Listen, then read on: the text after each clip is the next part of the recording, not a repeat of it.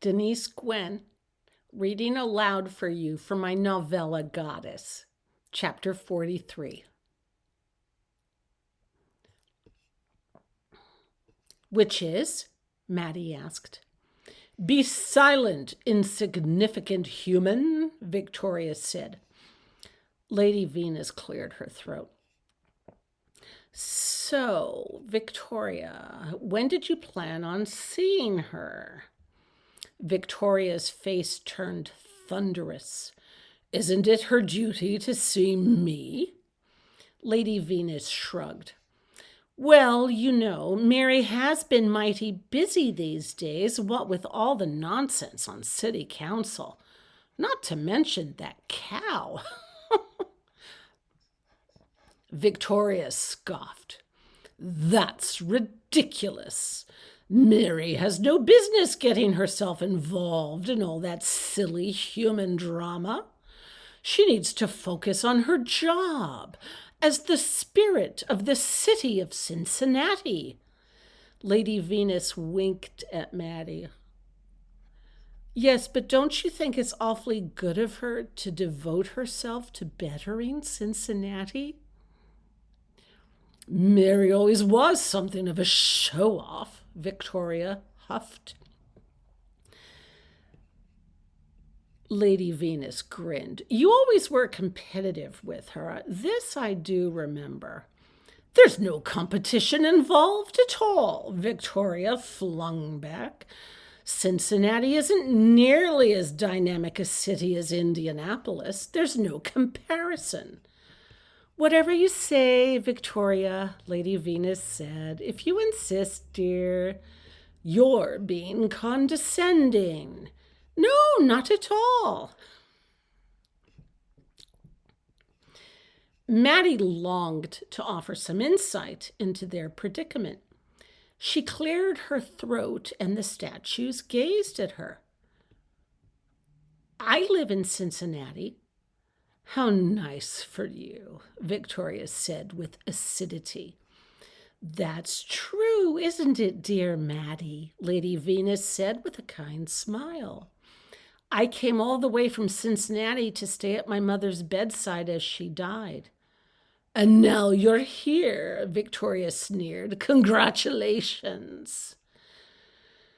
I had no idea that by the end of this evening I'd be traveling back to Cincinnati to visit the genius of water. Ah, so you know her proper name, Victoria said.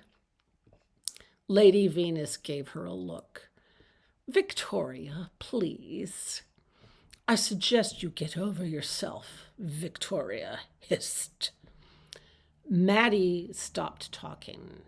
She sensed the tension in the air and her heart thudded dully. If these two resorted to fisticuffs, she didn't know what she'd do. Victoria clutched her sword. She'd sheathed it, but she sure looked ready to use it. Her fingers hovered above the scabbard. She gazed out at Meridian Street. She appeared to struggle with some internal conflict. Maddie longed to offer some placating comment, but was at a loss as to what to say. Lady Venus chuckled.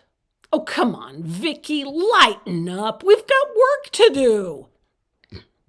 Victoria pouted. Why do we have to go to her? Why can't she come to us?